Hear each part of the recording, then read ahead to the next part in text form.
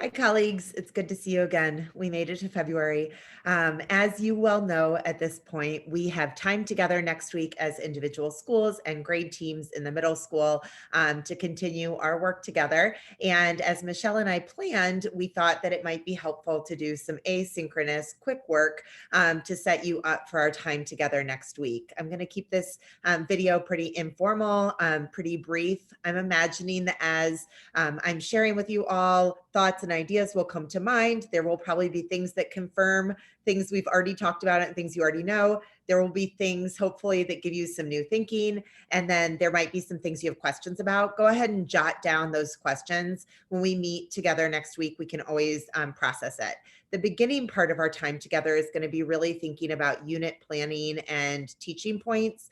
I've shared little bits and snippets with you all over time. Many of us even started that work together this summer, but Michelle and I thought it might just be nice to get all on the same page with that.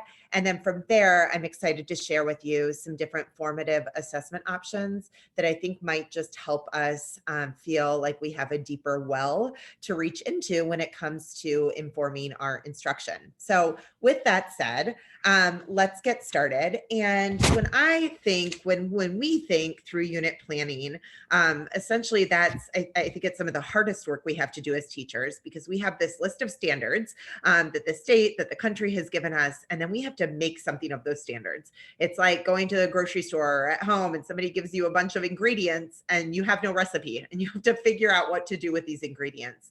And so when we have those standards, we want to put them into a unit. It's really helpful to think very strategically about how to use those ingredients so that the unit can come together in a way that makes your lives easier as teachers, but also student learning cohesive, coherent, and powerful.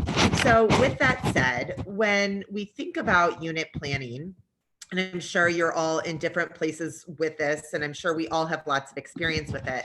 I try to say to myself, whether I'm planning a new unit or I'm just prepping for a unit that's to come, I start by just thinking about the major goals, to no surprise. I'm gonna kind of use my typical Megan chicken scratch. But the first step is actually not deciding what book I'm going to use, or deciding what the end writing piece is going to be, or deciding what the project is. First step when I go to plan a unit is to say to myself, what standards do I want this unit to tackle? This can be tricky because we might say, well, I wanted to tackle all of these standards. I want to tackle all of these things because it's a narrative reading unit. But really not just identifying what standards you want to tackle in terms of what you're interested in covering, but when we're talking identifying standards, we're thinking, what standards are you looking for students to master? And that's different than approximate. So there's going to be some standards when you go to teach a unit that are standards that you're introducing kids to or that you're reviewing, but then there's going to be a handful of key standards that you're looking for kids to master.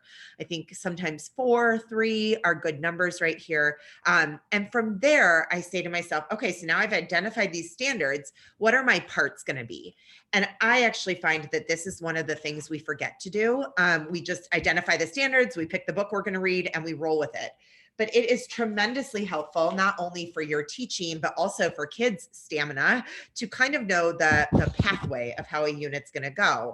And I do this personally, usually by breaking a unit into 3 parts. And I say to myself, what, just kind of like you would do a retell of a story, what's going to happen in the beginning, what's going to happen in the middle, what's going to happen in the end.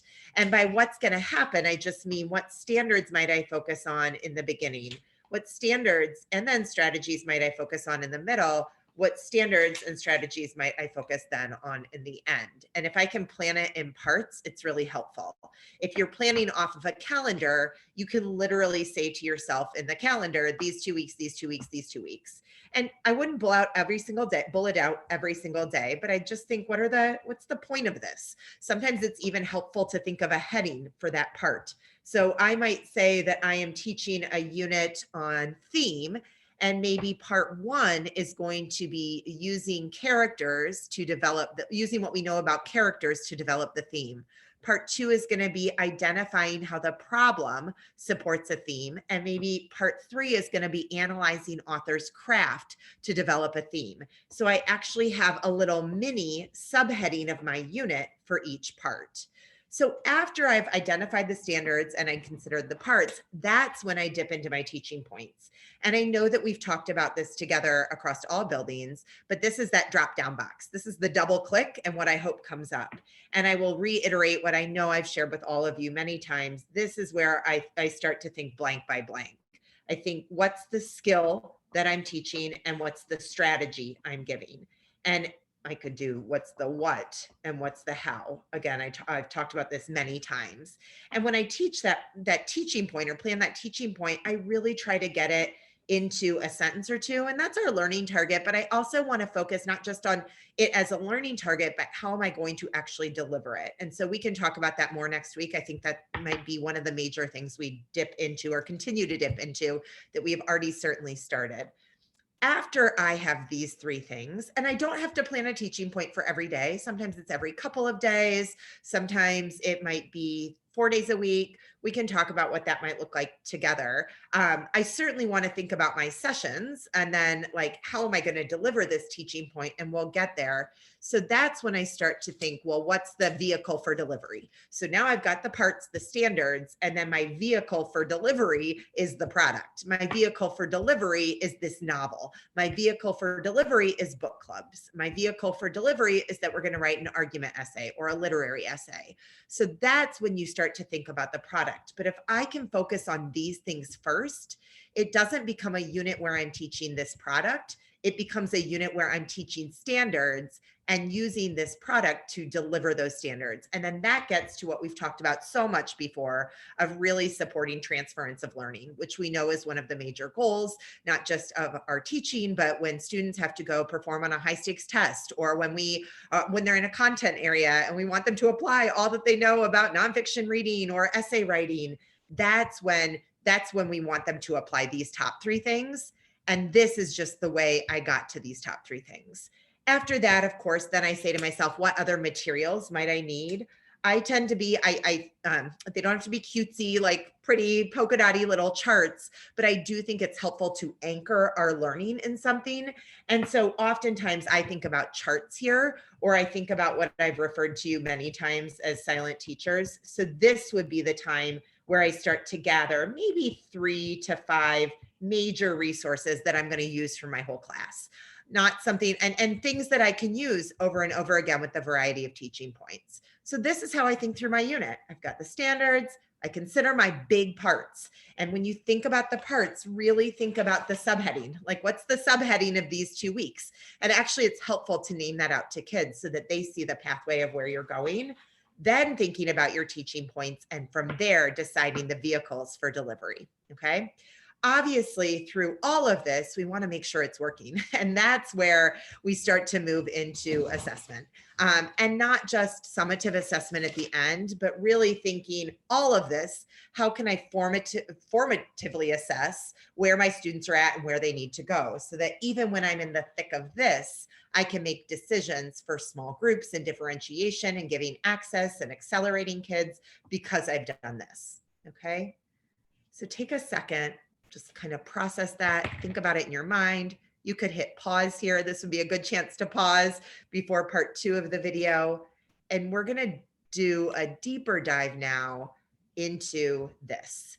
Because essentially, if you start to get these things planned, and you can even think for each part, what are your formative assessments going to be? It can be really helpful to have that anticipated ahead of time, so that we don't find ourselves always going back to the same thing, or we find ourselves having to create a lot of things. I tend to find that it's helpful to vary what you use for formative assessment. What you don't want is students to start to see that the formative assessment is an assessment. Then it becomes a summative. So it's not, I think sometimes I was in a class recently and a student said, oh, is this a formative? I'm like, well, the fact that you call it that is naturally not making it a formative assessment. It feels more like a performance assessment. And so I think across our language and across our classrooms, without an intention to do so, we have formalized formative assessment in a way that doesn't give us an authentic take always on what students can do. And that's another reason for varying it. Sometimes, like I said, when it's too formal, it becomes essentially a summative assessment. And you want it, sometimes students start to think, well, this assessment is being done to me. And you want it to be instead, this assessment is being done with me, or this activity is being done with me. Because if it's just, I'm doing this assessment to you, well, then it's a student who might not be showing us exactly what they can do, or the stakes are different, or they feel a lot of pressure. It becomes something extra because it's being done to them instead of done with them. When formative assessment is done well, it is an opportunity not just for us to gather data. When formative assessment is done well, it allows us to listen, to observe, to analyze, to reflect. If formative assessment is done well and regularly in our classrooms, students are going to be better, will be better, and continue to be better at self-assessment. They will be better at talking about their work with one another. They'll be better at looking at each other's work and being truly reflective to move themselves forward. So easier said than done. And there's different types of formative assessment that lead to more of that. But I just would encourage us to think about embedding formative assessment that feel truly like an opportunity for learning instead of something in addition, or a test or something that we're doing in addition to our curriculum. I also, just final reminder with formative assessment before I give some options, a formative assessment doesn't have to be right. And I think sometimes that's where, when we formalize it, kids feel it has to be right. I have to give the right answer. And actually, sometimes getting their misconceptions is equally as formative as getting their conceptions, or finding out what they do know. And so really being open to misunderstandings, learning from misunderstandings, studying misunderstandings together with your kids can go a long way. So with that said, I'm going to quickly, and we'll show this chart again when we come together. Next time, I'm going to talk through it in my Megan way pretty quickly. And then next week, this could be something we unpack. And I can even, or do have, I will share with you a more formal, if you will, outline of some of these ideas. And I'm sure you might even have your own examples to add to it. So when I think about formative assessment options for a unit, I bet right now, if I were to ask many of you to tell me, well, what do you do for formative assessment? I bet we'd hear a lot of the same answers. And one answer, probably the most obvious, is I give an exit ticket. Some of us give an entry ticket, but giving an exit ticket tends to be a go-to. Sometimes I just do this by the jot lot, and we've talked about them before, where students just put a Post-it up. Sometimes an exit ticket is where students add something to a Padlet. Sometimes an entry ticket is they fill out a Google form. So that is definitely one way to formatively assess students' work, or where students are at in their learning and their understanding, but it is not the only way. If we do an exit or entry ticket, thinking about keeping it very brief and not keeping it overly formal will help to not formalize the formative assessment piece and add this higher stakes and feeling of pressure for our students. So that's why Post-it, scraps of paper, just jot it and give me this answer can be really helpful. Couple other things, actually a handful of other things. We know we can do quizzes and polls. I've actually been using the polling feature a lot on Zoom. It's a really easy one. Right when they come in, you can ask them a question, you can get a poll. I've even been doing this sometimes with a Google form, and I don't just collect the information. I might then reshare my screen after students fill out a quiz or a poll, and I reshare my screen to look at the data of that formative assessment with the whole class. And I think that might be a key to just always think about. Is there an opportunity for me to share this formative assessment data to inform all of us as a class instead of just informing the teacher?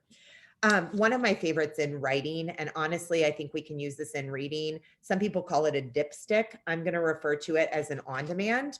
And an on-demand is just where, out of the blue, you're like, do this for me. Will everybody jot down for me if I'm doing it in writing? Will everybody just write a paragraph for me elaborating on this quote? Or you might pull out a quote from your whole class novel and do an on-demand of, I want everybody to just jot real briefly how this quote has to do with the theme. It's kind of like an exit and entry ticket, but it's just some on-demand work, a collection of work that you can then decide what to do with. I would say the difference is that this on-demand, or this dipstick, happens at random times. When you're saying to yourself, I just want to find out where they're at. I just want to see where they're at. You don't have to wait till the next day to do an exit ticket or an entry ticket. Right then and there, just pause, do a dipstick, and then get back to what you're doing. You could even call it that with kids, a dipstick or an on-demand. And I think the way in which you frame that is, hey, readers, I'm just going to pause all of our groups. I'm trying to get a feel for where you're at right now. I want everybody to write down blank, or I want everybody to do blank. And doing that right in the moment then says, okay, so now what are our next steps? Of course, talk is one of the best formative assessments we have. We forget about this because we can't really collect it. But when students are talking, either in small groups or in whole groups, having a whole class checklist and doing a check mark or jotting some notes. Maybe you're looking for students to be using text evidence. And so at the top of your class list, it says text evidence. And you have the class either talk in book clubs or the whole class. And anybody who says text evidence, check, check, check, check, check. So you're listening into their talk to gather data. Of course, we've talked about conferences, one-on-one. This goes without saying. A one-on-one conference is a great place for formative assessment. I would say just make sure you're being specific with what you're looking for. Some people call this an interview. You can call it a conference, an interview, whatever you want to call it.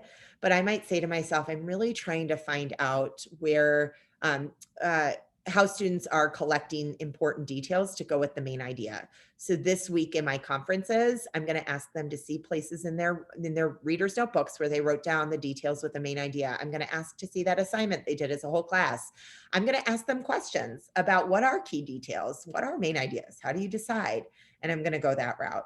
Small groups, again, goes without saying. This means that we cannot be hijacking the small groups, but when you get students back in a different world when they were close together and talking, or even just doing some work with each other, that's a great place to formatively assess. Even to just do something in a small group where students are in a small group, and I've done this with some of you before, and you say to them, so readers, in this small group, we're going to be focusing on how to think of theme. I'll use the same example. And before we get started, I just want you to talk to each other about theme. What is it? What is it not? What are examples of it? What other words come to mind? Go. And as kids are talking, I'm webbing out what they're saying. And it's a beautiful piece of formative assessment data, not just for you, but also for that small group. One of my favorites that I don't think we do enough, I feel like I'm saying this about all of them, learning from errors. So to put up a wrong answer, sometimes I call this my favorite no. So putting up a wrong answer, or putting up a part of an essay that's not complete, or putting up some jotting about theme where the quote doesn't match the theme that's right there. And to put the error up and to say, I want you to either write out what's wrong with this, or I want you to share what's wrong with this, gives you a ton of good information. Sometimes our formative assessments are so focused on the right answer that we don't get enough information, because if they give the right answer, that doesn't tell me what their thinking was. So focusing on errors or misconceptions or the wrong answer will get you more into this. And then two others that I'm just going to put up here. Self-assessment, obviously, that's a great one. This doesn't have to be a lot. Sometimes I know I've done this with you guys. Give me a 1 through 5. How confident are you of this answer? Give me a 1 through 5. How good do you feel about your work today? Give me a 1 through 5. How easy was this assignment? There's all sorts of questions I can ask. And self-assessment could be a checklist that they're doing. It could be a simple rating scale like I was just sharing. Of course, it could be something more formal where students name out their next steps, or even, going back to the classic glow and grow. And then last but not least, your middle school teachers, stick with me with this one, gestures and movements. And I think that this is one that can be so easy for us to collect data really quickly, but we don't do it number one, we're teaching during a pandemic, so maybe not now, but eventually when we get back together, we don't do it because we just feel like one of these things are easier or they come to mind more, but this can be really helpful. So it might be go to these 4 corners of the room. In this corner, if you think this corner, if you think this corner, this corner. Could stand up and move. Sometimes I have students stand up and they have to get kind of like the rating scale in a line of how sure are you of this theme? This being not sure at all, this being totally sure. Gestures and movements, obviously, thumbs up, thumbs down, point to the word, like when if you have a chart that you're using, point to blank when we get here, sounds so primary and elementary, but all of those things are a perfect way to collect data in the midst of your teaching that is going to inform your instruction. I would love to think through more of how to do all of these things inside of your unit plans with you guys when we come together. And I don't think you're going to get to it all overnight. You can't have all these things in here. And quite frankly, we probably lean on what we're most comfortable with and what we can collect data on the quickest, so that we do have data to show someone and to show ourselves to support what students have learned. But when we start to plan a unit and we think to outgrow ourselves, we can say, in this unit, what would I typically do for formative assessment along the way? And what could I do in small little bits more regularly throughout the unit to inform my instruction as we work through it? I do think formative assessment has a time and place every single day in our classrooms, and it does in your classrooms too, and probably already does. But that means that it can't just be something written. It can't just be another quiz, but thinking of just little simple other ways we can really not just be assessing ourselves, students, but them assessing each other. And I think also taking back and reclaiming that word assessment, to know that we can learn from ourselves and we can grow when we really look at how we're doing and what our next steps are. And essentially, at the end of the day, that's what assessment is. Assessment is, where am I at and where am I going? So I hope this was helpful. I hope this gave you some good things to think about. I am going to share with you next time when we're together a doc that outlines some of these things. Of course, there could be other things to add to this list, and we'll go from there. I want our time together next week to be useful, so come with questions, thoughts, wonderings, and we will start to tackle current units, upcoming units. Michelle and I have talked a little bit about that, and I can't wait to see you soon. Have a great long weekend. Thanks, everybody.